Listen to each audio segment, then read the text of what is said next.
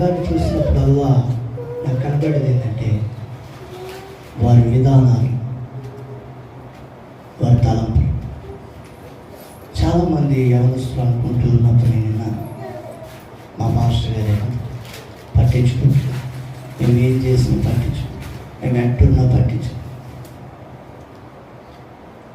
నా కళ్ళు ముందు తిట్టుకునేవారు. దీనికి స్తోత్రం. హల్లెలూయా. నా భారం అంతా ఏం తెలుసా? ఒక్కడు కూడా నరకానికి నాకు డబ్బు ఇవ్వాల్సిన అవసరం లేదు. నా కోసం మీరు ప్రాణం పెట్టాల్సిన అవసరం. అందుకే యేసు ప్రభువు నాకు చెప్పాడు, ఏమన్నా తెలుసా? నా కోసము ఏడవకండి, నీ కోసం